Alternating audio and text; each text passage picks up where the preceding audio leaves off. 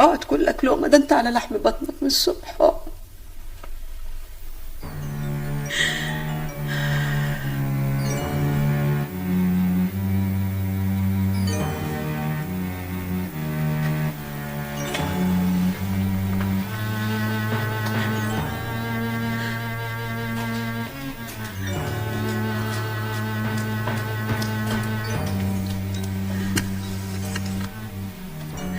اجيب لك طبق تاكلي معاه؟ لا ماليش نفس. اهو ده اللي يجيب لك حقك ويقف جنبك، لو كلمتيه مش هيتاخر. لا يا ام ابراهيم، انا مش عاوزاه يعادي قرايب المرحوم، دول ناس شر وقلوبهم مليانه طمع، دول يتخانقوا معاه. ما تخافيش على سي متولي، ده مخه يوزن بلد وياخد اللي قدامه بالسياسه. طيب انت شايفه كده؟ على العموم انا هكلمه واشوف هو رايه ايه. الو، صباح الخير يا ست الكل، ازيك النهارده؟ طبعا الحمد لله، ما لزمش اي خدمه، واموري. قول لي بقى يا متولي، عملت معاهم ايه؟ شوفي بقى يا ست الكل، انا عشان خاطرك بس والله استحملت رزالتهم وقله ادبهم، الحمد لله اني مسكت اعصابي. ليه؟ قالوا لك ايه البعده دول؟ قالوا انت مالك جاي تتكلم بصفه ايه؟ وعايزين يطردوني ويجيبوا لي البوليس. بوليس؟ الهي بوليس يقفشهم واحد واحد النصابين دول. ما انا كمان اتحديتهم، قلت لهم اسالوا صاحبه الشأن هي اللي بعتاني ولا لا. يقوموا يعملوا ايه؟ يحاولوا يشتروني عشان ابقى في صفهم عليكي، والكبير بتاعهم ده عايزني اشهد زور ضدك. ولولا ان انا حسيت بقى ان الموضوع ممكن يتشنكل ويوصل للمحاكم وياخد في وشه سنين، انا كنت نطيت في كرشه. المهم وصلتوا لحاجه؟ ايوه، هما عارضين انهم ياخدوا المحل كله وقصاد كده يسيبوا لك البيت ده وعليه مبلغ. والمبلغ ده قد ايه؟ 25,000 جنيه. بالذمه بالذمه يا ناس، ده عدل. معلش، انا رايي انك توافقي، وبعد كده ان شاء الله انا هقدر اعوضك. ازاي؟ الحاج الله يرحمه كان عنده مخزن محدش يعرف عنه حاجه الا هو وانا.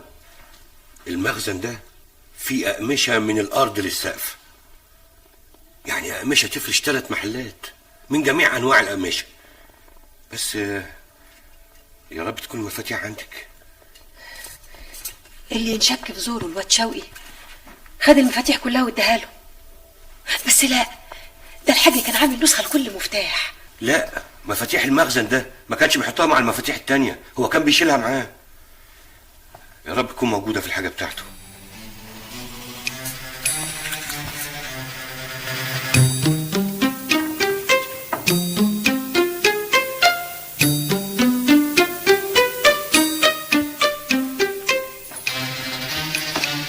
ايه لقيتيهم؟ الحمد لله، ده انا دخت عليهم السبع دخان.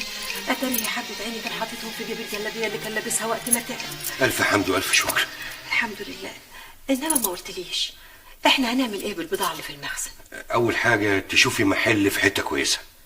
طب وهنعمل ايه بالمحل؟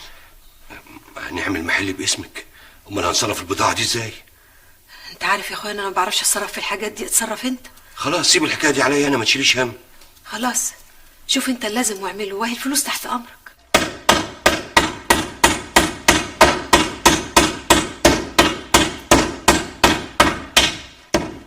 تسلم ايدك. ايوه انزل حاجه بسيطه من على اليمين وثبت على كده. طيب يلا يا هادي يا رب. يا حبيبي خد خد ادعي لي وانت ادعي لي. خد يلا.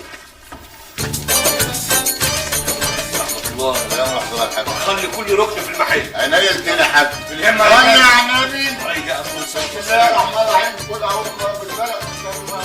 بالهمه يا شباب. وانصر حاسد اذا حسد. بسم الله الرحمن الرحيم. قل اعوذ برب الناس ملك الناس اله الناس حي حي. ربنا ما يحرمنا منك ولا من كرمك يا ست الكل. طب قول لي ما يلزمكش اي مصاريف؟ لا، ما انا المصاريف بكتبها لك في الكشف كل يوم. استأذن انا بقى. تستأذن فين؟ ده انت هتتعشى معانا. لا معلش يعني بلاش اتعشى لا لا لا النهارده. لا لا لا لا، مفيش اعذار. هتتعشى معانا يعني هتتعشى معانا. مش هقدر يا ست زبيده، انا اكلت كتير. وايه اللي مش هتقدر؟ هتاكل يعني هتاكل. امرك يا ست الكل.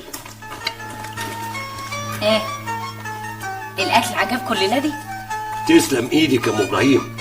ده مش ايديا انا لوحدي، ده ايدين الست زبيده، هي اللي عامله المسقعه بايديها. عشان كده انا قلت انا عمري ما دقت مسقعه بالطعامه دي. جاتك ايه يا متولي؟ طب تصدق بالله لا اله الا الله. انا ما بقاش يجيلي نفسي للاكل الا لما بتيجي تتعشى معانا. الله يرحمك يا حاج، قطع بيا النبي من ساعتها وانا الاكل ما كانش بينزل من زوري. تصدقي بالله؟ لا اله الا الله. انا كمان ما بقيتش احس بطعم الاكل الا لما باجي اتعشى معاك هنا. لا اله الا الله. ما دام الحكايه كده ابقوا اتعشوا كل يوم سوا عشان تفتحوا نفس بعض. الكلام ايه اللي بتقوليه ده يا ام ابراهيم؟ يعني ما يصحش اجي هنا كل يوم واتعشى كمان يعني. لا طب وايه اللي يمنع يعني؟ هو انت غريب؟ انت خلاص بقيت مننا.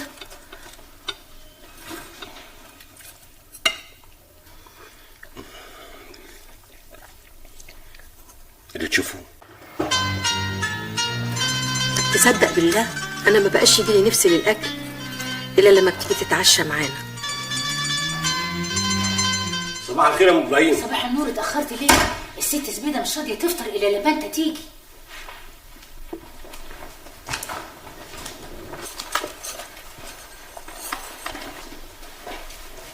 ده كتير قوي يا ست زبيده. كتير ايه؟ اقعد واعمل حسابك هتفطر معانا كل يوم. اقعد.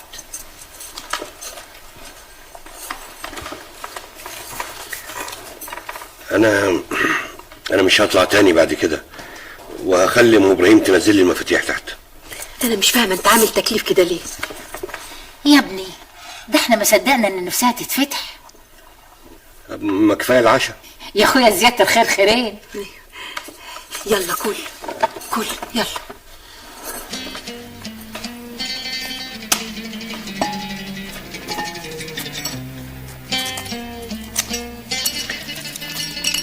انت مش هتاكلي؟ هاكل. صب الشاي صب الشاي.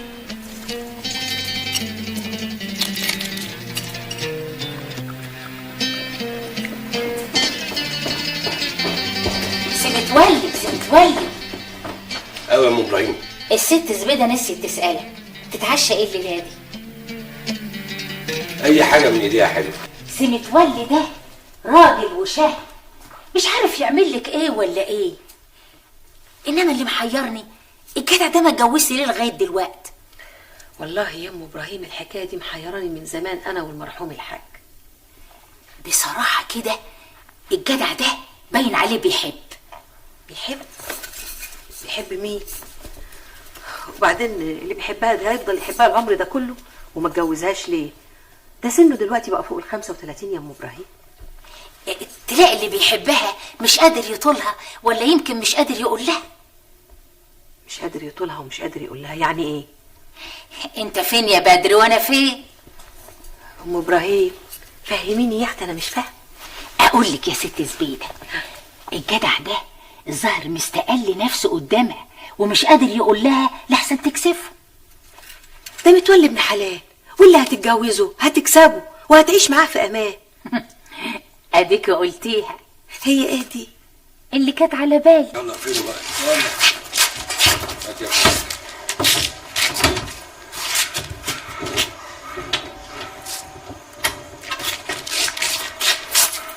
تصبح على خير يا متولي. مع السلامه. السلام عليكم. وانت من اهله.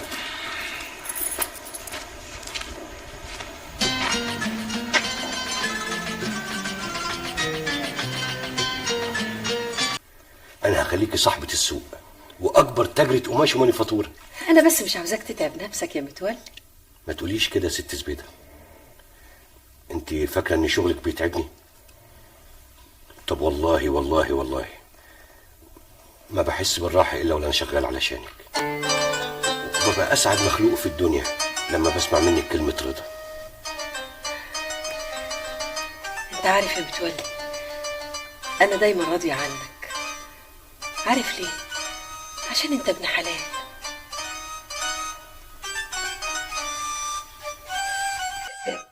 انت عارف يا متولي البنت صباح لما جت الحاج وقالت له الكلام الفارغ اللي كانت بتقوله له ده واللي اتهمتك بيه، انا قلت له ابدا لا يمكن، البنت دي كدابه في اصل وشها، لا يمكن متولي يعمل حاجه زي دي ابدا. اي والله. صباح اتهمتني؟ اتهمتني بايه؟ يا دي الخيبه يقطعني، انا ايه اللي جاب السيره دي على لساني؟ لا لا، ما كانش ليا حق اكلمك في الموضوع ده خالص. موضوع ايه؟ انت مخبيه عني حاجه يا ست زبيده؟ قولي لي بس، البنت صباح قالت عليا ايه؟ الله يلعنها في كل كتاب. طب اما اشوفها بنتي. خلاص بقى سامحها، هي راحت لحالها. البنت دي تلقيحه كانت عليا في الرايحه والجايه، وعمري ما بصيت لها كده او كده، والله والله والله. وبعدين تيجي تتبلى عليها البلوه السوداء دي. يوه ما تزعلش نفسك بقى، يا ريتني ما قلت لك حاجه. دلوقتي بس فهمت ليه الحاج سلامه الله يرحمه كان زعلان مني، اكيد بسبب الموضوع ده. اطمن، انا فهمت الحاج سلامه على كل حاجه، عشان كده هو ما فتحكش في الموضوع.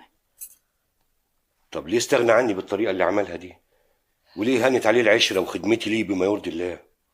والله انا ما اعرفش سبب للحكايه دي، انما خلاص بقى المسامح كريم، وهي كل حاجه راحت لحالها. انا مسامح والف رحمه ونور عليه. مش بقول لك انك انت ابن حلال وقلبك زي البافته البيضه. من انهي صنف؟ ازاي يعني؟ اصل حضرتك قلتي لي قلبك زي البافته البيضه، فانا قلت لك انهي صنف من البافته. نكته. ربنا يسعدك، انا ما صدقت اني شفتك بتضحكي.